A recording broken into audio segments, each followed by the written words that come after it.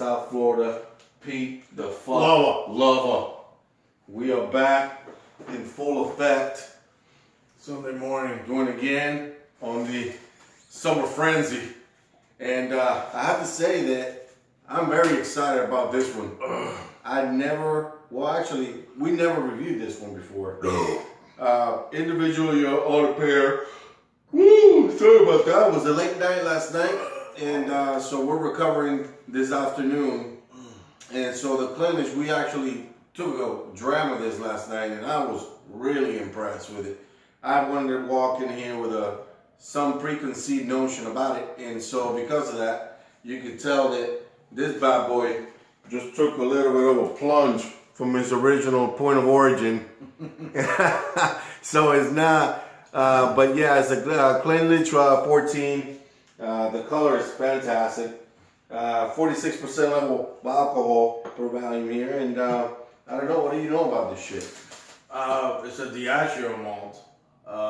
We know Diagio tend to taint their whiskeys, add E150 to it. I don't know if it's regular color. It doesn't state here any of that. 46% is pretty good. Probably chill filter too. So it's one of the major components for the Johnny Walker 15. What's in the green? The green. I know the gold label or the platinum one. I think it's the gold. That's the higher percentage of malt in that blend. It's Clynelish. I think it's like 40% Clynelish, then another 30%. Some of the malts, like the Colila they use, and some other ones that I can't really recall now. And then the other 30%, I think, is just grain whiskey. But this is really, really good stuff. This is not like a regular Darwin. In fact, we were just watching a documentary that we found. We were at Netflix, and then we changed over to Amazon Video. And if you type in whiskey on the search engine, just look for Scotch. Scotch on the search engine, it'll give you a lot of different videos about Scotch. Yeah, but this is specifically like a documentary, right? Yeah. So this documentary is a three episode documentary, and the guy goes from all the different regions and origins and ownerships and how they switched ownership, and I thought it was very interesting. We're actually up to like episode 2 right now, so we haven't watched the whole shit. So episode 2, he's covering every distillery in Islay right now. Yeah. And he did the Highlands, what is it? The lowest part of the Scotland area, Campbelltown, and he did the lowlands too. So the major concentration was up in the Highlands, where the Speyside distilleries are, the famous ones, the good ones, which I just learned that it's considered the capital of Scotch, or the capital of whiskey over there in the... Well, I thought it was pretty cool when they were showing up the Springbank what do you call it? Distillery.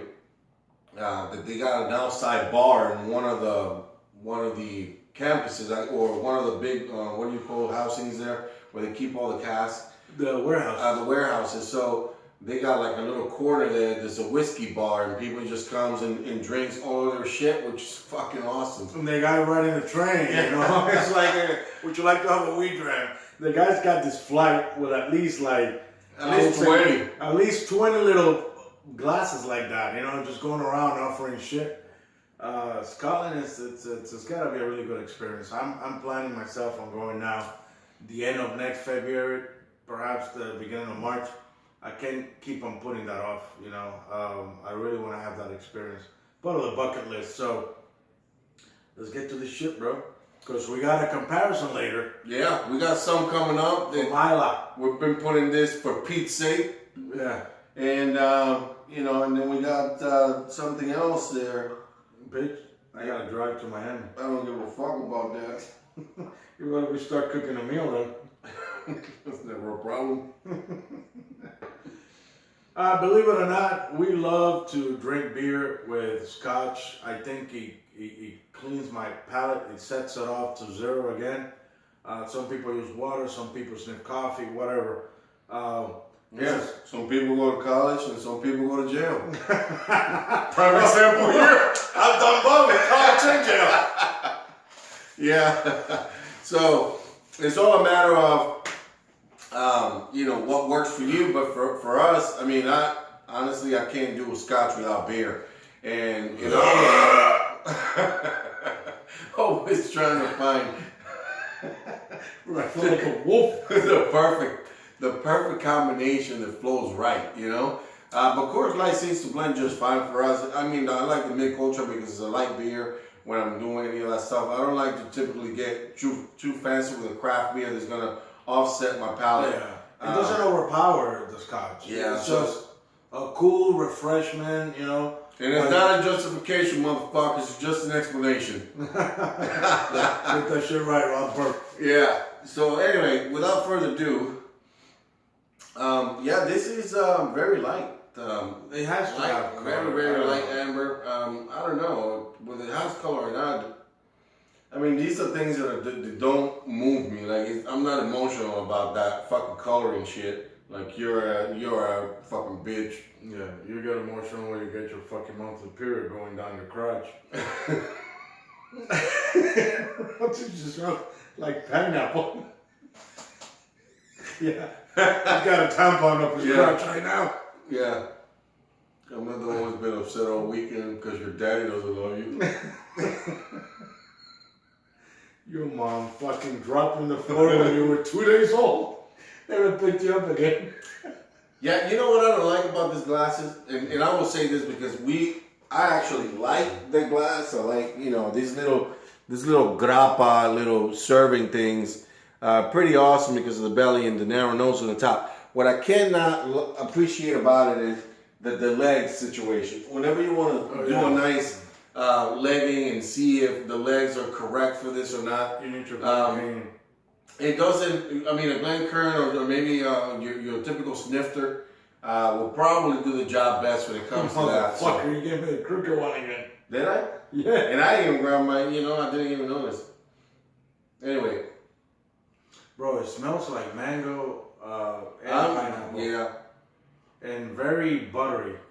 Very Well, we sweet. get a little bit of citrus notes on it though. Yeah, like.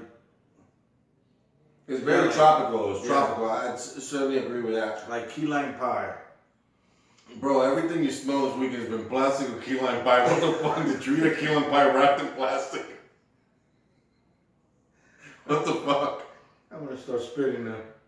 Yeah, Bro, this has got a very pleasant note. it does. It's very tropical, very subtle, smooth nose. And I can tell you, based on what I tasted last night, it was fucking awesome.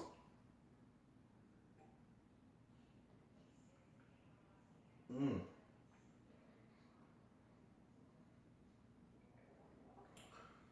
Wow. Very clean.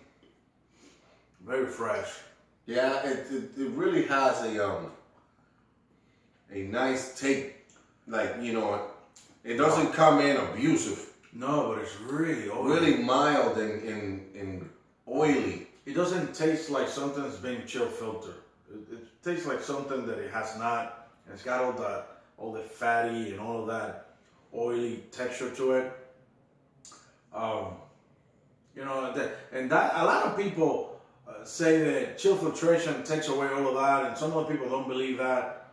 I know Ralphie is the first one that I heard him say that chill filtering the whiskey takes away all of that fatty, all of that great texture. And I'm inclined to, you know, believe that because I tried both chill and non-chill filter, and you could really tell the difference. At least I can. Yeah. Now, considering this is a Diagio product, you know, we're inclined to think that it has caramel color added, and it has been chill filter, although it's 46% alcohol by volume. But if it is chill filter, then that right there and there, You really got a lot of time in your hands because in order to pick up some shit out of a conversation out of Ralphie, just to pick that out of there, you must have watched a lot of trash talking out of his mouth. it takes away the concept of chill filtration and not.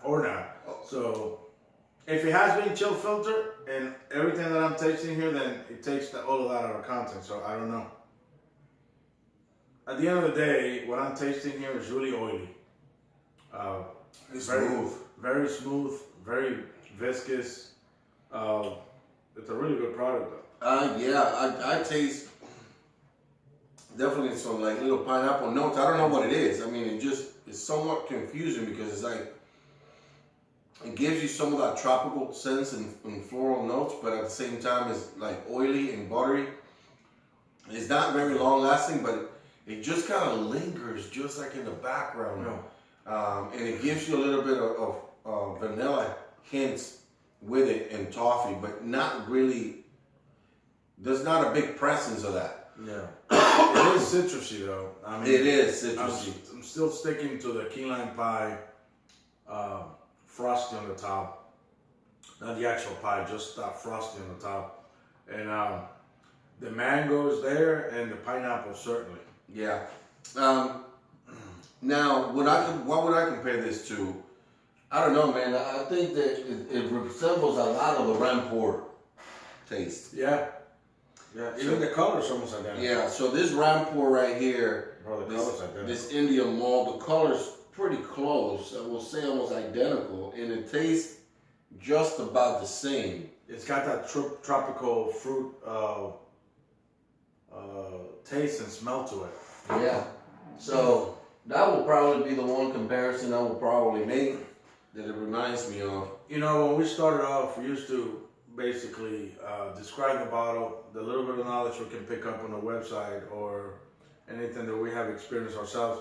And I see that now more and more. Back then, we used to tell the prices of the bottle, and then we have some haters saying, you just want to, you know, show off that you can spend $200-300 on a bottle of Scotch. It's not about that. It's the fact that nowadays, the internet has brought it all together, whether you are in Japan, in California, in Miami, and we have different price range. Well, and I think people want to have a general idea of what something like that will cost, right? And as we saw in some of our, when we did the collaboration video with Whiskey in the Six, I think we were talking about, what was it? The Avalara, but not how much it will cost, and in some places will be, you know, somewhat competitive pricing, when in other parts of the U.S. will be just completely a lot cheaper. I saw one of you guys say it was $64.95 out of place.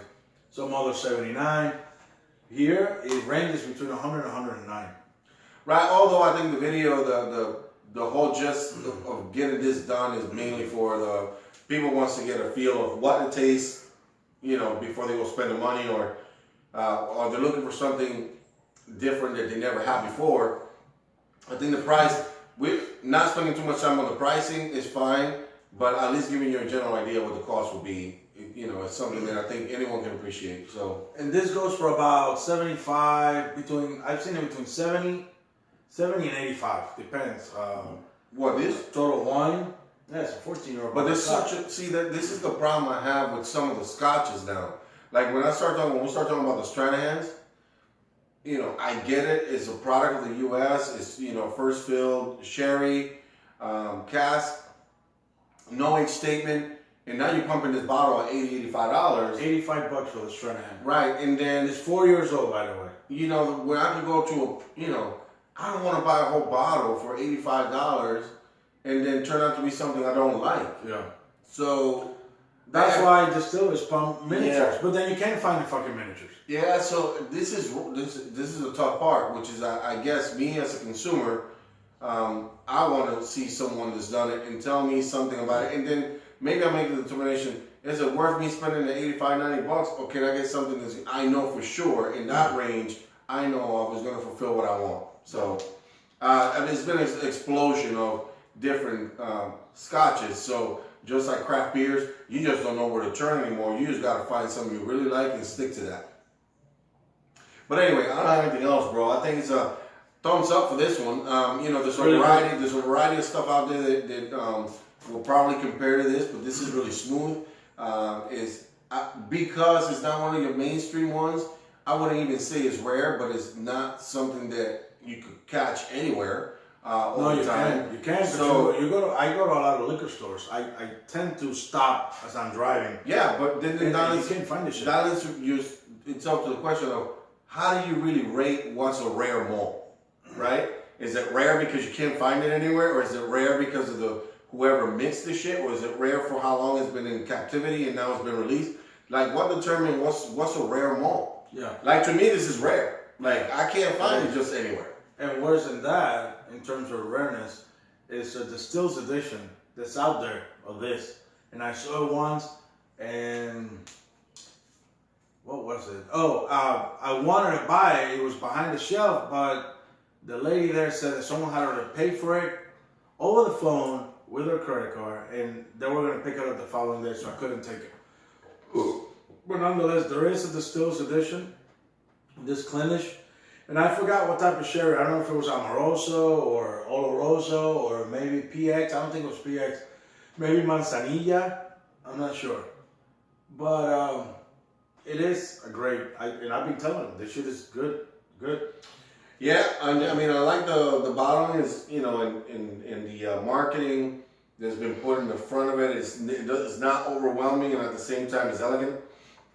So anyway, so South Florida Fleet Lovers. Bring the goods every time. We'll catch you again in the rebound. We got something else coming up, and so stick around. Yeah, we got 2 more reviews before we. We're calling them the weekend.